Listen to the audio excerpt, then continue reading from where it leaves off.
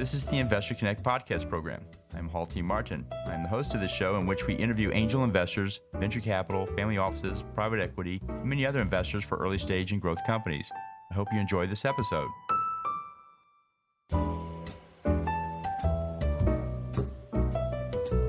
Well, hello, this is Hall Martin with Investor Connect. Today we're here with Akhilesh Pathipati, partner at MVM Partners. MVM Partners has been a life science investment fund for more than 20 years and invests broadly across the healthcare sector, including medical technology, specialty pharmaceuticals, diagnostics, life science tools, and digital health. MVM has a global perspective on healthcare and maintains offices in Boston and London. Current MVM portfolio companies are headquartered in the U.S. and Europe. Akhilesh, thank you for joining us. Thanks for having me, Hall. Happy to be here. Great. So what was your background before investing in early stage companies? Well, I'm a physician by training. So I trained first at Harvard and then at Stanford for med school. And during that time, I worked with several healthcare organizations running the gamut from early stage startup through mature health system. So some of those experiences included working with the startup, developing a device to triage vision problems, consulting for a provider of operating room services, and advising health systems as well as the California government on how to incorporate these types of technologies and services into new care delivery models. And so what excites you right now? I'd say the last year has really highlighted the need for medical innovation, and the industry has delivered in some very interesting ways. That includes splashy developments like creation of the COVID vaccines, the growth of telemedicine, things like that. But it also includes lots of smaller developments that haven't received as much attention, but I think are very exciting in their own ways. Things like better solutions to maintain the integrity of products while they're being transported. Obviously there's always some hiccups along the way, but I'm broadly very enthusiastic about healthcare and the ingenuity we're seeing in the field. Well, great. And so what's your advice for people investing in startups? What do you tell them to do before they write that first check? So taking a step back for a second, I think there are several challenges that investors in healthcare need to think about. And a lot of these also apply to people who are running companies in this sector. So to start with, it's a complicated industry. It affects everyone. It makes up a big part of the economy. And because of that, it's highly regulated. The trend is towards more regulation. And beyond that, customer relationships are rarely direct in healthcare. To sell a product to a patient, a company will have to interact with healthcare providers, payers, the government, medical societies, patient advocacy groups. The list goes on and on. And then on top of that, every market is a little bit different. So what works in one geography may not apply in another. Even what works in one hospital may not work in another. And so what this all means is that there's a lot of different barriers companies can run into. Maybe they have a great technology, but it's difficult to articulate a clinical value prop, or it has good clinical data, but the business model doesn't quite work, or maybe it doesn't get insurance coverage and the economics aren't compelling enough to shift behavior or workflows in hospitals. So there's a long list of challenges, and because of the number of different stakeholders that are involved, healthcare can be a little bit less forgiving than other industries. So bringing it back to your question, in advising people who are looking to invest in or run a healthcare company, I think the most important thing is to have a very clear business plan and to establish a strategy to identify and overcome each of these barriers. You don't want to just throw resources at something and try to figure it out on the fly. Now, no matter how much you plan, things will still go awry and companies will need to adjust. But the more questions that are asked and answered from the outset, the higher likelihood of success. And I think the other important and maybe obvious piece of this is that experience really matters. So people who've seen the different types of challenges that arise can better anticipate them, better address them.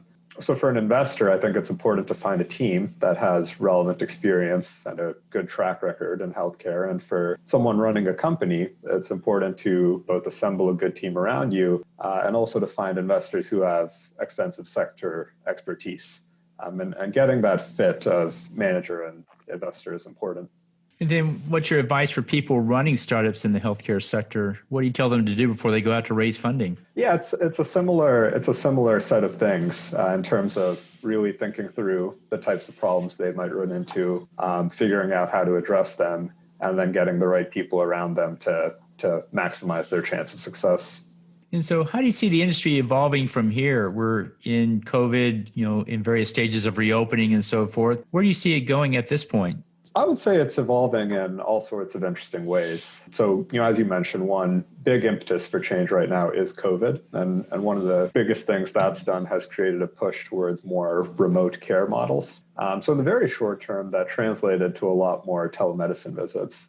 And you saw platforms that enable telemedicine getting more and more popular. But I think the transition goes well beyond virtual visits that just move the location of an interaction. I think what's more interesting long term is how companies can shift care from one-off sick visits, the way we do it now, to more ongoing remote monitoring and care. And those types of models are, for example, going to significantly expand the market for digitally connected devices. Aside from things directly related to COVID, there are a number of interesting trends that have been shaping healthcare the past few years and that I think will continue to do so. One example is this ongoing focus on value-based care. And as payment models change, I think health economics and cost effectiveness become more and more important, and interventions that reduce episodes of care will gain more momentum. And one last example I would bring up is just an increasing focus on precision medicine, which refers to the tailoring of care to each individual patient instead of using the same treatment for everyone in a population.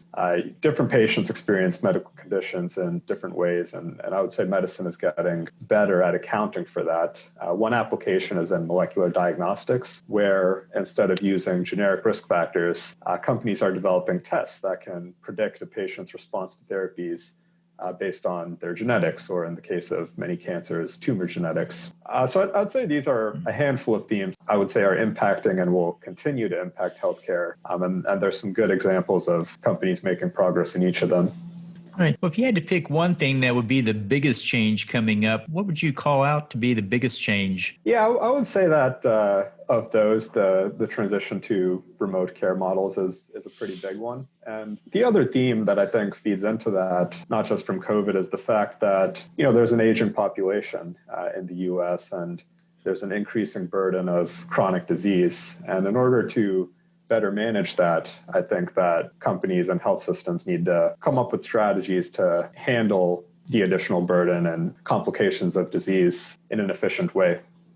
Great. And so what's your investment thesis, and did COVID change it in any way? I wouldn't say it's changed too much because of COVID. In general, MVM has a long-term view and investment thesis. Our investment mandate is broad, but fundamentally we look for businesses with a differentiated technology or service that can address a large unmet clinical need. And in particular, we invest in commercial stage businesses, meaning those that are in the market or about to be and are looking to commercially scale. So we cover a lot of different subsectors of healthcare, including businesses that address some of the themes I mentioned in terms of healthcare's evolution. And can you call out one or two startups that fit that thesis? Yeah, I'm happy to maybe give you a few examples from our portfolio.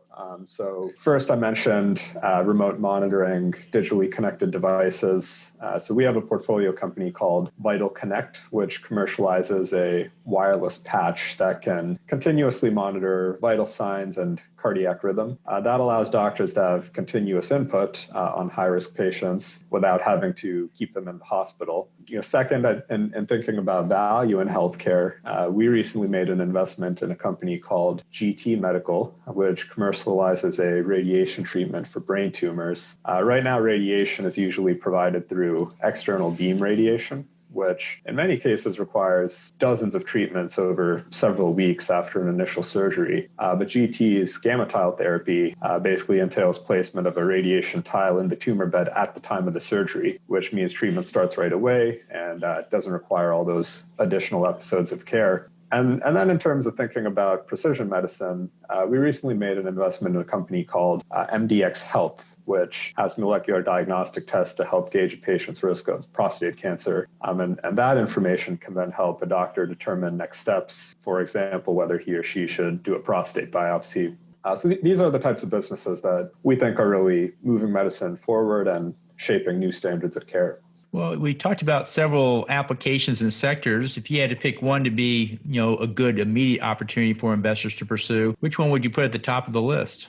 That's a good question. I think that all of those, including remote care delivery, value-based efforts, precision medicine, are all pretty important ones. I personally think that precision medicine is an interesting theme and one that investors should be thinking a lot about.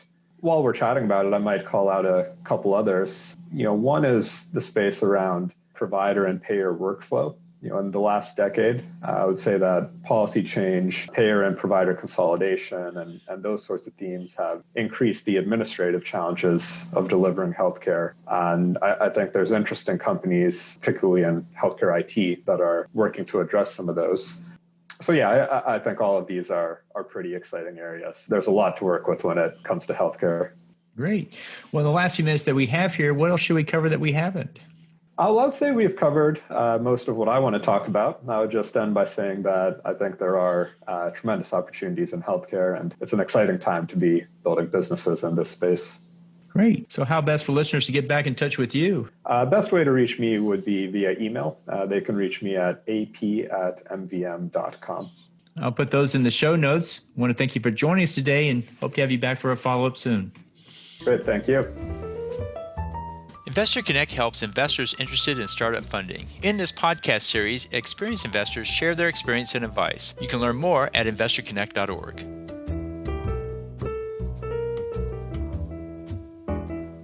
Paul T. Martin is the director of Investor Connect, which is a 501c3 nonprofit dedicated to the education of investors for early-stage funding. All opinions expressed by Hall and podcast guests are solely their own opinions and do not reflect the opinion of Investor Connect. This podcast is for informational purposes only and should not be relied upon as a basis for investment decisions.